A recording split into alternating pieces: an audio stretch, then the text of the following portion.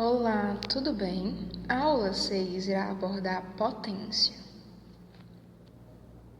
Bom, nas aulas anteriores nós estudamos como calcular o trabalho realizado por uma força e vimos que essa energia transferida pela força pode assumir várias formas.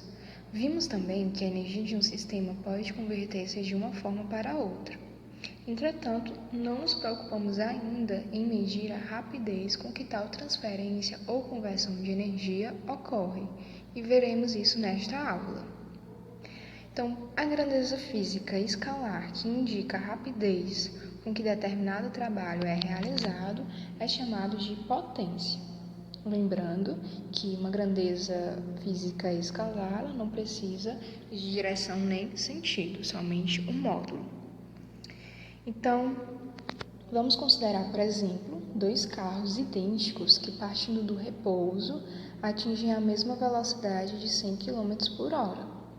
Para que isso aconteça, tem de ser transferida energia aos carros, visto que, ao final da arrancada, eles possuem energia cinética. Essa energia é transferida ao carro através do motor. Então, vamos supor que o primeiro carro tenha levado 23 segundos e que o segundo carro tenha levado apenas 15 segundos para chegar aos 100 km por hora. Ambos chegarem aos 100 km por hora. Então, ambos os carros eles sofreram a mesma variação de energia cinética, porque eles têm a mesma massa e mesma velocidade. Assim, o trabalho da força resultante sobre os carros também foi o mesmo nas duas situações. A diferença entre eles é que fica por conta do tempo necessário para a realização do trabalho. É intuitivo perceber que o carro que atingiu os 100 km por hora no menor tempo, ele desenvolveu maior potência. Então, podemos concluir que para o mesmo trabalho, a potência média, Pm, ela é inversamente proporcional ao intervalo de tempo, ΔT, e diretamente proporcional ao trabalho realizado. Então, analiticamente, podemos escrever potência média Pm igual ao trabalho tal dividido pela variação do tempo. No SI, a potência média ela é medida em joules por segundo, a unidade que recebeu o nome Watt, símbolo representado pelo símbolo W, em homenagem ao cientista James Watt. Então, dizer que uma grandeza ela tem 1 watt de potência é a mesma coisa que dizer que é 1 joule sobre 1 segundo.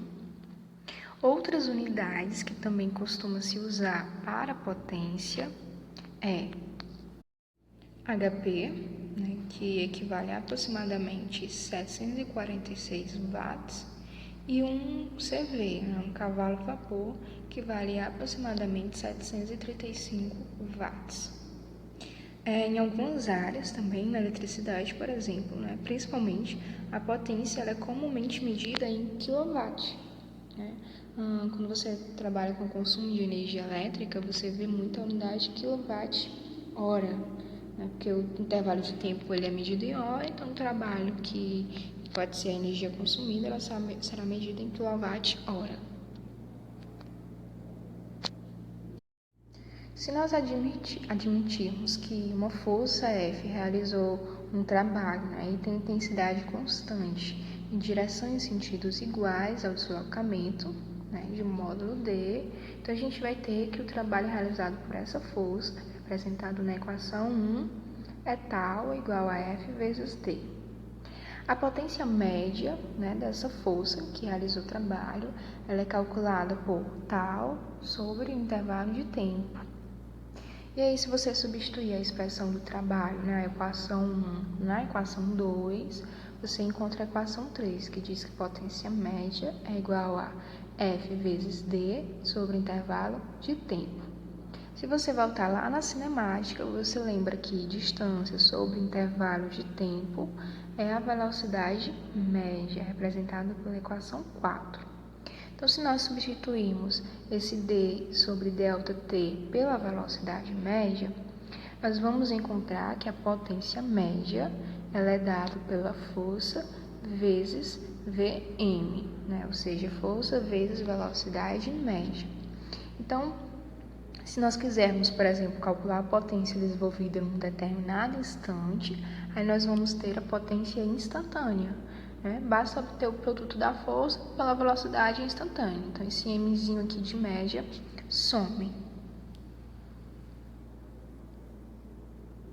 O engenheiro ele deseja realizar um teste comparativo para avaliar a potência desenvolvida por dois automóveis semelhantes durante uma arrancada.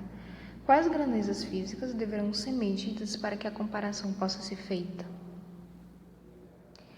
Bom, como a potência ela é dada pela relação de trabalho sobre intervalo de tempo, né, correspondente, então nós devemos conhecer as grandezas que nos permitam calcular o trabalho e o intervalo de tempo.